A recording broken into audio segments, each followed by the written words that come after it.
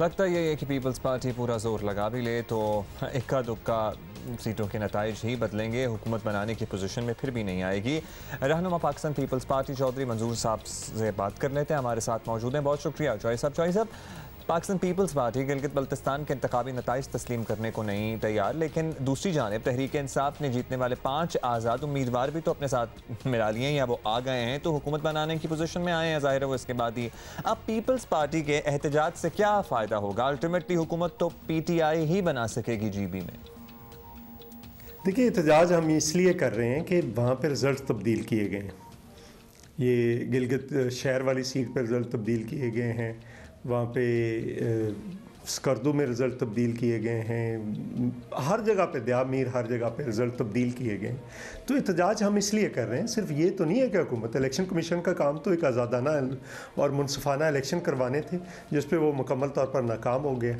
इसलिए हम ये समझते हैं कि उनको मुस्ताफ़ी होना चाहिए फौरी तौर पर। अच्छा चौधरी साहब, गिलगित बल्तिस्तान के इलेक्शन कमिश्नर ने मशवरा दिया है कि जिन लोगों को इंतखाबी अमल पर एतराज़ है वो कानूनी रास्ता इस्तेमाल करें, एहतजाज से कुछ नहीं होगा, ये उनका कहना है। तो पीपल्स पार्टी और दीगर अपोजिशन जमातें ऐसा क्यों नहीं कर रही? ये ज़्यादा इफेक्टिव तरीका नहीं होगा?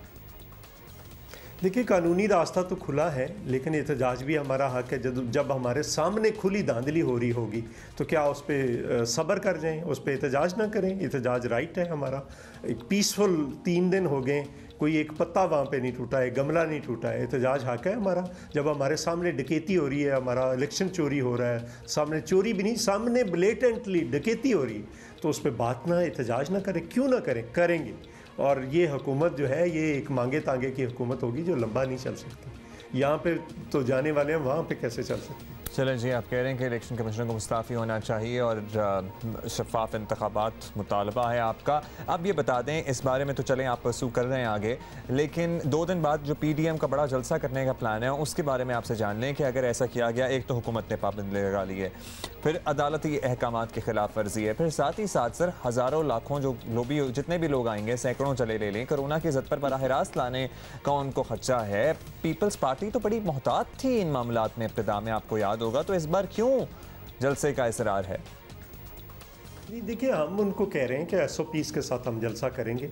क्या जब इन्होंने रावलपिंडी के अंदर जलसा किया है तब कोरोना नहीं था? उसके बाद KPK के अंदर ये सिलेक्टेड वज़ीर आज़म गया है, वहाँ पे उस वक्त कोरोना नहीं था।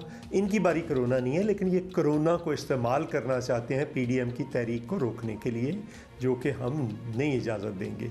ये हुकूमत कोरोना से ज़्यादा ख़तरनाक है, उसी तरह से चुपके से आई है ये बिल्कुल, और उसी तरह से फैल गई है, सरायत कर गई है लोगों के अंदर एक बीमारी की तरह, और इस बीमारी का जाना ज़्यादा ज़रूरी है।